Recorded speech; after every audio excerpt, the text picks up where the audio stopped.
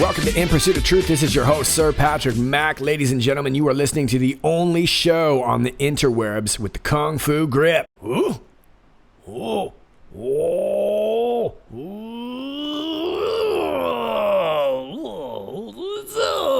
I bet Ben Collins doesn't have Kung Fu grip, right? Just saying. Well, look, I want to follow up with a story from yesterday. If you've not checked out my video from yesterday, please do so. It is entitled Soul Search, S-O-L. And that is referring to this Soul Pais, who was this shooter that we were looking for yesterday. And it appears that we have found our woman. Now, we are over here at the YouTube page of 9 News, and we are talking about this case right here. It's about a 13.5-minute video, but ain't nobody got time for that. So I did you a little montage. You're welcome. Oh, it's a montage, because we ain't trying to watch the whole dang thing now. First off, I would like to say I recognize the sense of anxiety among the residents of the Denver metro area over the last 24 to 36 hours. There was a lot of information flowing, and it was troubling for some, causing a lot of anxiety. I fully recognize that, and I want to thank you for your patience and understanding as we dealt with this trying potential threat to the community. As you know, Miss Soul Pais traveled from Miami to Denver, and soon after procured a weapon from a store here in the local area.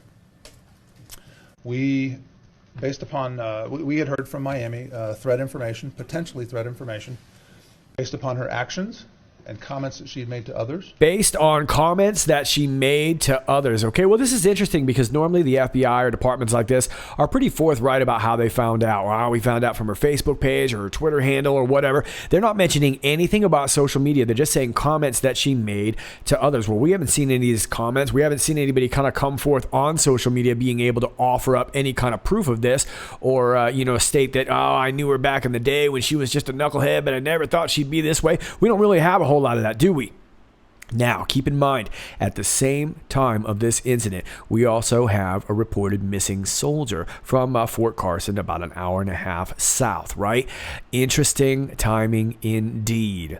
Just saying. We took it as a credible threat to the community and potentially a threat to schools in the area, although non-specific to any particular school. Except she was reported to have a fixation on the Columbine massacre, which incidentally will be 20 years from now on the 20th. Just saying. Trying to address the threat, to identify her more specifically, to determine where she was at, and to try to locate her. We started an expanded search of the Mount Evans area between FBI special agents and the Clear Creek County Sheriff's Office. And during that search, we found the body of Miss Pais. She appeared to have died from a self-inflicted gunshot wound.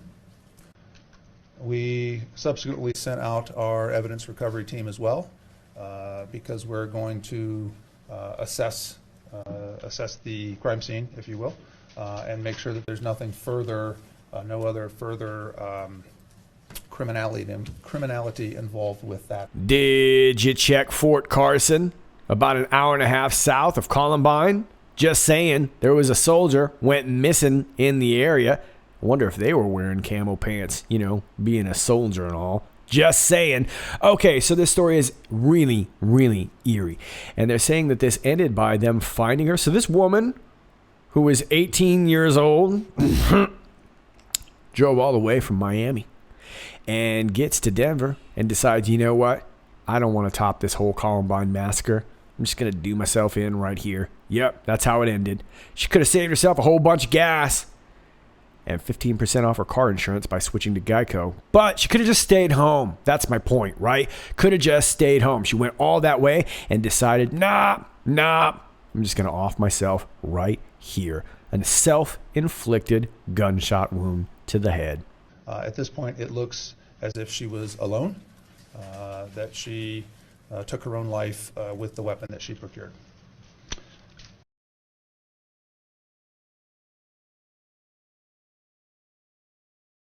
We will continue our investigation at this point. The reason we do that is we are trying to follow every lead, assess every social media outlet, everything that she may have done over the last several months to a year, to ensure that there are no accessories, that there are no accomplices that might be working with her. It's very important for us to ensure that there is no further threat to the Denver community. We were obviously concerned that there was a potential threat to the Denver metro area, but as residents of Denver metro, you should feel confident that your law enforcement community is protecting you and keeping you safe. She was last spotted in that area, and we were planning to do an expanded search, but we were waiting for visible light, conditions to allow us to get teams up in that area. When you say last spotted, was she spotted yesterday then up there? She was last spotted on Monday. Who spotted her? She was dropped off by a for rent vehicle. So you want to be a player, but your wheels ain't flying. You got to hit us up to get a pimped out ride. So it was really a combination of her actions and comments. She made several comments to folks that we obtained through interviews, comments that were troubling with regard to her infatuation with Columbine, the recognition that the Columbine anniversary is coming this weekend. Things like buying 3 one-way tickets in consecutive days, very unusual activity. She did that? She did. 3 all to Denver? Yes. So unusual activity that caused us great concern. That obviously we worked very quickly to identify and address. There we go with the actions and comments being made. Actions and comments. Where were those being made? On social media? You just mentioned that you've yet to check there. Maybe you should start. Some of us already have. Just saying.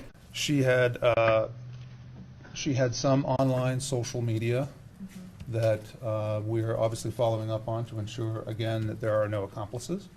But she did have verbal conversations with folks that we have interviewed in different divisions. I've heard from parents that say, and I quote, "My God, this is what one 18-year-old girl can do to an entire Front Range and 500,000 students or more." What do you say to people that say this was an overreach?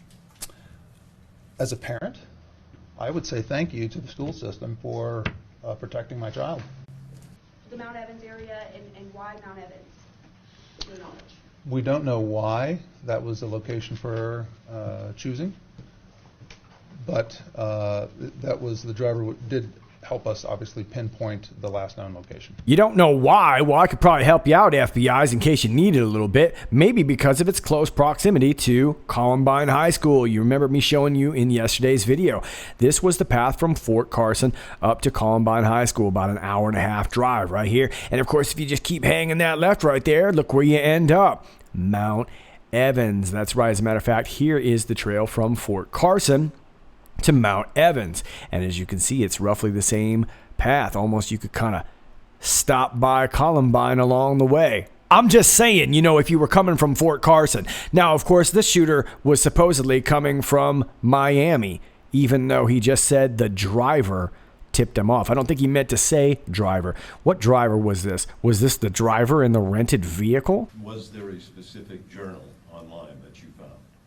I really don't want to talk about any specific journals that she might have posted. She purchased 3 one-way tickets in successive days on the 15th, 16th, and 17th. She flew out on the 15th, on the first day. She went directly to the store to procure the weapon. I want to say it was early in the day. There were concerns about her from the Miami locale when she was not around. There were concerns about her from the Miami locale. What Miami locale? What does that even mean? I've never heard that. What does that even mean? Miami 4-H Club? The Miami Applebee's branch? What are you talking about? Miami locale. And why would she go from Miami to Denver and then buy a gun? Seems like it would be a lot easier to buy it in state considering background checks, right? And if there were concerns, it would seem like there would be legitimate concerns keeping her from buying a gun. Doesn't seem to make sense. Unless, of course, you're coming from down south, maybe about an hour and a half down south, you know, from a place where they got all sorts of guns like Fort Carson.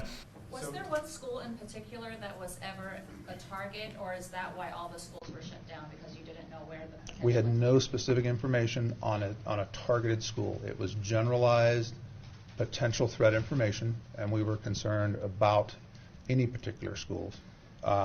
We knew that she was in contact with gun stores prior to her departure, and we went to the gun store and determined, in fact, that she procured a weapon. All right, so they're saying she bought a weapon in Miami. She probably bought it at one of those fancy locales. Opportunity to flag the purchase of the gun, or was the timeline just not working that way? Or you didn't know? We didn't know she was a threat until after the weapon had been procured. All right, thanks, everybody. Thank you. Thank you.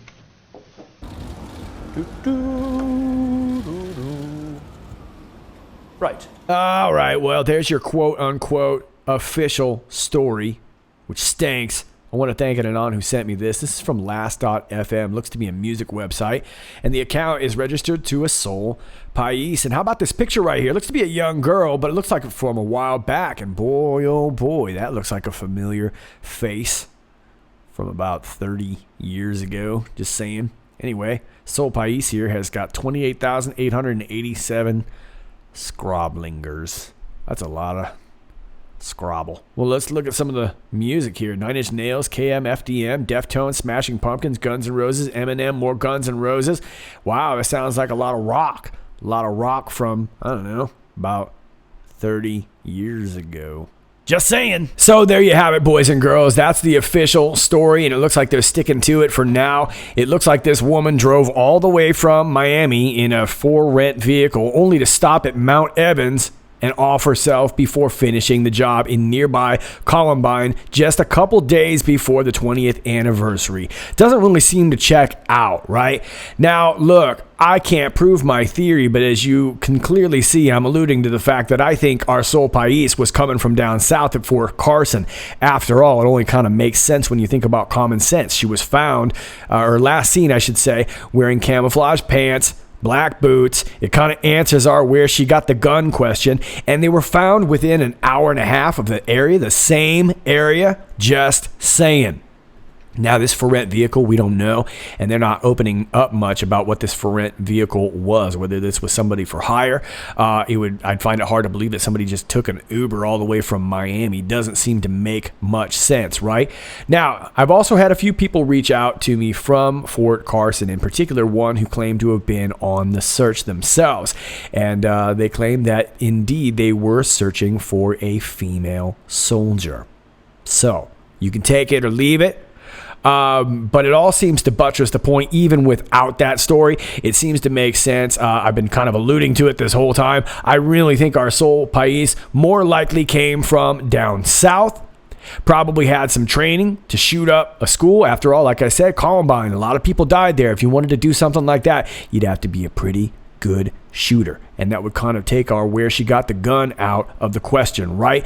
Now, I'm just saying that's all speculation at this point, and unfortunately, that's the best I can kind of do with the kind of news that's being released. You can see how tight-lipped this person was about the entire story, but that's the best I got for now. Our next story comes from the Daily Mail. Pictured moment: Michelle Obama's idyllic Parisian river cruise turns sour as the former First Lady and other revelers realize Notre Dame is on fire. I said, oh Lord Jesus, it's a fire. No. Michelle Obama was on a dinner cruise along the Seine River in Paris when the Notre Dame Cathedral caught fire on Monday night. Mrs. Obama was pictured smiling and sipping wine as she mingled with guests on the roof of the luxury boat. Their mood changed considerably soon after when news filtered through that the nearby 800-year-old cathedral was on fire. At one point, Obama was pictured staring at a fellow passenger's phone with a concerned look on her face. The captain of the boat opted to tweak the route of the cruise, and the dinner went ahead as planned.